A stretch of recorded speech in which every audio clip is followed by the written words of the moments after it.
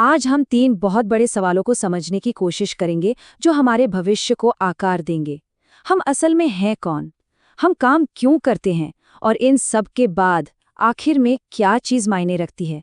तो चलिए इन गहरे विचारों को एकदम साफ और आसान तरीके से समझते हैं। तो चलिए इस चीज की गहराई में उतरते हैं और शुरुआत एक बहुत ही बुनियादी सवाल से करते हैं जो हम सबसे जुड़ा है। हम जो चीजें चाहते हैं, आखिर हम वो चाहते ही क्यों हैं? इसके पीछे की असली वजह क्या है? ये एक बहुत ही पावरफुल आइडिया है जो फिलोसोफर चार्ल्स कूली ने दिया था। ये हमारी एम्बिशंस, हमारी इच्छाओं की जड़ तक जाता है। देखिए, इसका मतलब ये है कि हमारी जो पहचान है वो इस बात से बनती है कि हमें क्या लगता है कि दूसरे हमारे बारे में क्या सोचते हैं। तो पहले हिस्से में हम इसी पहचान की तलाश को समझते हैं। यही सोची समझी पहचान हमारे लक्ष्यों को, हमारे गोल्स को शेप देती है और हमें उन उम्मीदों को पूरा करने के लिए दौड़ाती है जो हमें लगता है कि दूसरों को हमसे हैं। तो इस पहचान के पीछे की जो दौड़ है ना, उसे असल में तीन चीजें चलाती हैं। पहली, समाज में हम कैसे देखे जाते हैं। दूसरी, चीजों को ठीक करने, उन्हें बेहतर बनाने की हमारी अंदरूनी इच्छा। और तीसरी, ये पक्का करने की जरूरत कि हमारी मेहनत बेकार ना जाए, उसका कोई मतलब निकले। तो अब देखते हैं कि ये सब चीजें आपस में जुड़ती कैसे हैं।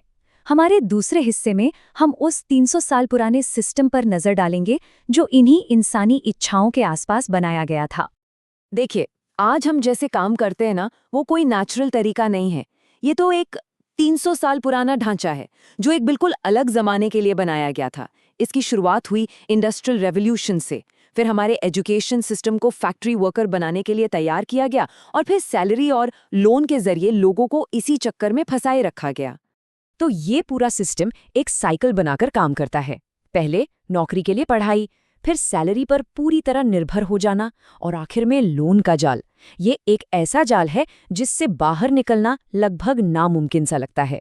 एक फिलोसोफर ने एक बार एक बहुत ही प्रोवोकेटिव, मतलब एक ऐसा सवाल पूछा था जो इस पूरे सिस्टम की साइकोलॉजी को खोल कर रख देता है। ये सवाल आपको भी सोचने पर मजबूर कर देगा। और इसका जवाब काफी चौंकाने वाला है ना? इच्छा अक्सर आज़ादी की नहीं होती, बल्कि उस दबाव को किसी और पर डालने की होती है। ये चीज़ हमें कई कॉर्पोरेट स्ट्रक्चर्स में भी देखने को मिलती है, जहां मैनेजर बनने पर वही दबाव एक मोटिवेशन बन जाता है। लेकिन सोचिए, क्या हो अगर ये पूरा का पूरा सिस्टम ढहने वाला हो? हमारे तीसरे हिस्से में हम एक ऐसे ही भविष्य की तस्वीर देखेंगे जहाँ शायद काम करना जरूरी ही ना हो। आने वाला वक्त शायद बिल्कुल अलग हो सकता है। बड़ी बड़ी कंपनियां इतनी दौलत बनाएंगी कि काम करना मजबूरी नहीं रहेगा और लोगों के पास अपनी जरूरतें पूरी करने के लिए काफी पैसा होगा। तो सवाल ये है कि ये पैसा बंटेगा कैसे? इसका एक तरीका हो सकता है यूनिवर्सल बेसिक इनकम या यूबीआई। ये एक ऐसा कॉन्सेप्ट है जिसमें हर नागरिक को सरकार की तरफ से एक तय रकम मिलती है, चाहे वो कोई काम करता हो या नहीं। इस पर आज पूरी दुनिया में बहस हो रही है। अब जरा सोचिए, इस बदलाव का मतलब क्या होगा?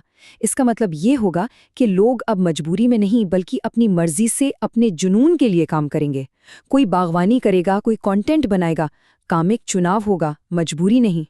तो सवाल उठता है कि अगर काम हमारी पहचान का, हमारे वक्त का सेंटर नहीं रहेगा, तो फिर क्या रहेगा? हमारे चौथे हिस्से में हम यही समझेंगे। जब जीने का संघर्ष खत्म हो जाता है तो हमारा ध्यान उन चीजों पर जाता है जो असल में मायने रखती हैं, हमारे रिश्ते। देखिए, रिश्तों में जो कामयाबी है ना, वो सिर्फ इस बात पर निर्भर नहीं करती कि कितना वक्त साथ बिताया गया, बल्कि उन अनुभवों की शेयर्ड रेटिंग पर करती है। अगर आप वक्त तो बहुत साथ बिताते हैं लेकिन अनुभव साझा नहीं करते, तो आप डिवोर्स जोन में हैं। लेकिन अगर समय और साझा अनुभव दोनों ही ज्यादा हैं, तो आप रॉकस्टार जोन में हैं। और जानते हैं, रिश्ते टूटने की सबसे बड़ी वजह क्या होती है? जब अनुभवों को अलग अलग रेटिंग मिलने लगती है, क्योंकि बातचीत बंद हो जाती है और वक्त के साथ नाराजगी बढ़ती रहती है। ये एक धीमी प्रक्रिया है जो एक दिन ज्वालामुखी की तरह फट जाती है। इन रिश्तों को ठीक से चलाने के लिए ना, सेल्फ रिस्पेक्ट और ईगो के बीच का फर्क समझना बहुत बहुत जरूरी है। सेल्फ रिस्पेक्ट तब आती है जब हम खुद से किए वादे निभाते हैं, जबकि ईगो वो झूठी इमेज है जो हम दूसरों के लिए बनाते हैं। और यही ईगो एक अच्छे रिश्ते का सबसे बड़ा दुश्मन है। तो सबसे जरूरी बात यह है कि जब काम करने की मजबूरी हट जाती है, तो हमें अपने जीने का एक ज्यादा गहरा मकसद ढूंढना पड़ता है। ये हमें खुद से ये पूछने का मौका देता है कि हम असल में जीना किसके लिए चाहते हैं।